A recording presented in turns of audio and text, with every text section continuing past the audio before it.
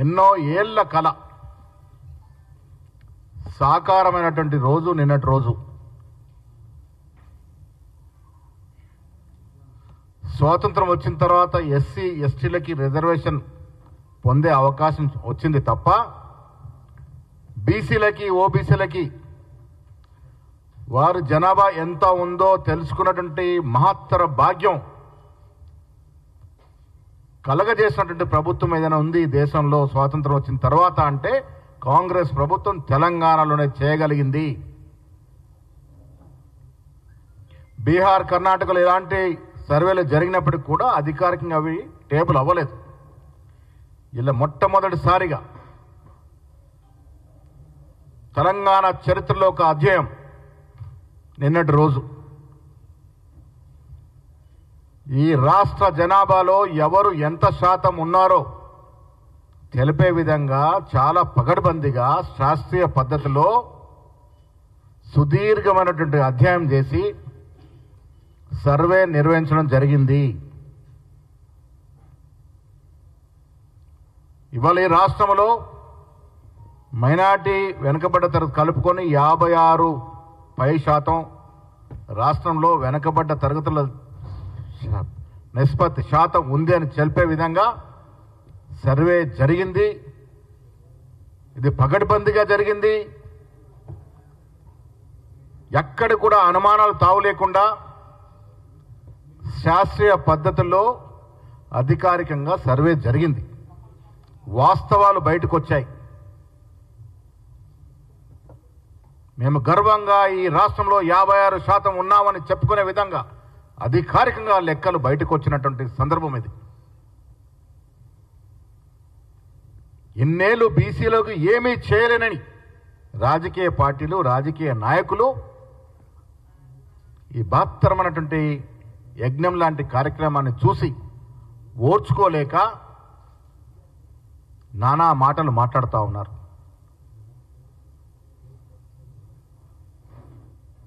BC సంఘాల వారిని తప్పుదో పట్టిస్తూ ఉన్నారు.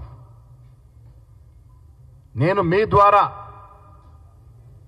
ఈ అవాస్తవాల్ని ప్రచారంలోకి తీసుకున్నటువంటి నాయకులకి ప్రశ్నిస్తూ ఉన్నాను. ఏ ఆధారంగా మీరు మాట్లాడుతూ ఉన్నారు? ఇప్పటి వరకు సర్వేనే జరగలే ఈ రాష్ట్ర జనాభా విషయంలో. దేన్ని ఆధారం చేసుకుని మీరు మాట్లాడుతూ ఉన్నారు? ఊహాజనిత సంఖ్యలతో పోల్చుకుంటూ మీరు మాట్లాడుతూ ఉన్నారు.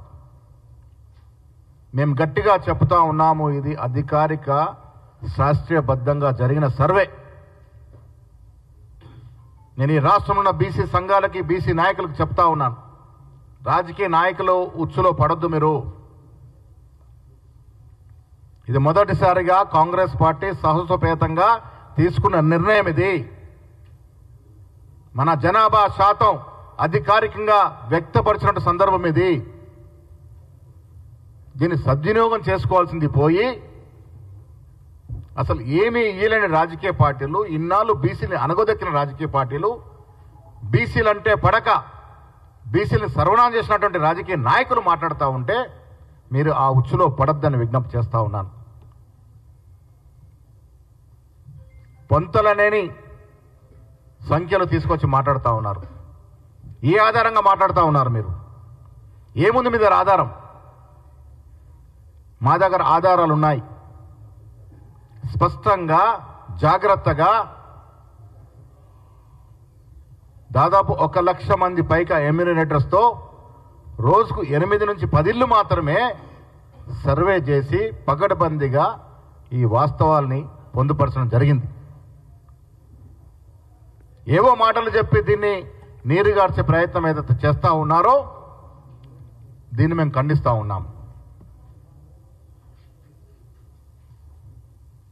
ఇదివరకు ఎడారిలో ఉన్నాం మనం. బిందెడు నీళ్లు దొరికితే జాగ్రత్తగా కాపాడుకుంటూ పోయి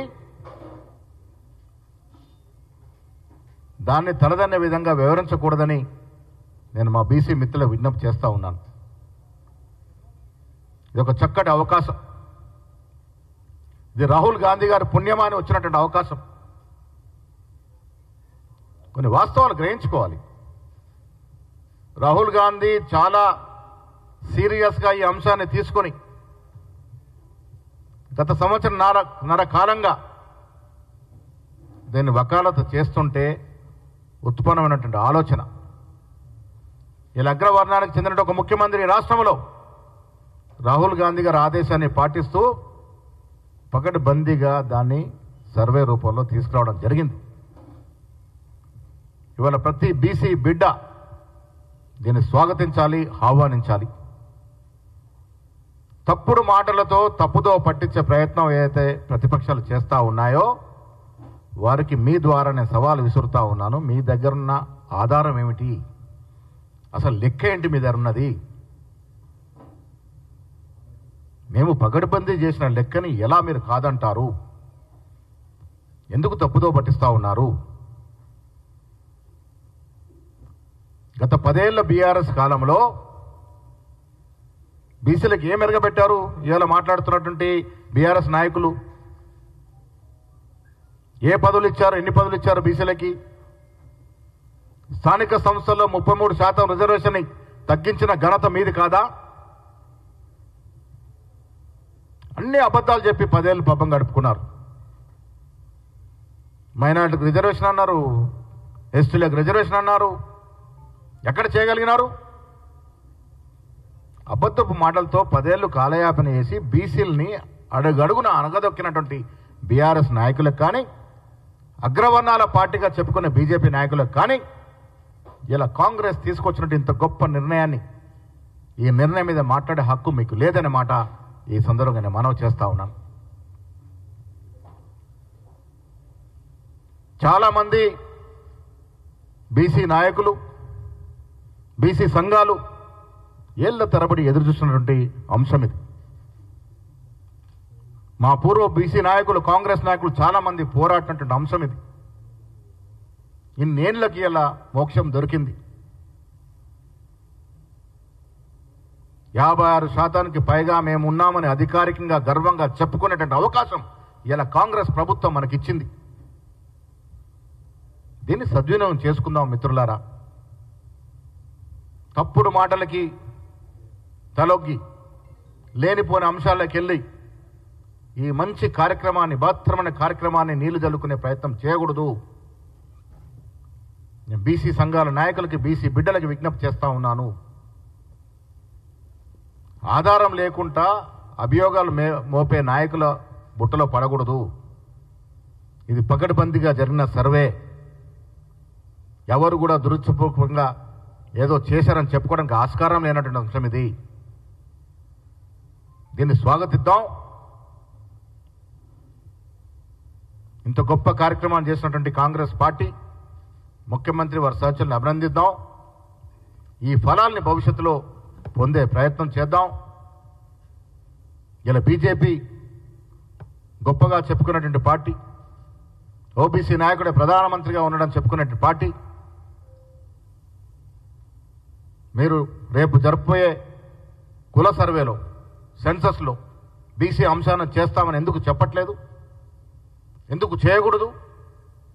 ఏ రకంగా అయితే కాంగ్రెస్ ప్రభుత్వం ఎన్నికల ముందు ఇచ్చిన హామీలో భాగంగా ఈ రాష్ట్రంలో కుల సర్వే చేసి నిబద్ధత చాటుకుందో, నిజంగా మీకు బీసీల ప్రేమ ఉంటే, బీసీల ప్రేమ ఉంటే, మీ ముఖ్యమంత్రి, మీ ప్రధానమంత్రి నిజంగా బీసీ మీద ప్రేమ ఉంటే ఎందుకు కాన్స్టిట్యూన్సీలో కులం చేర్చరనే మాటని సందర్భంగా అడుగుతా ఉన్నాం.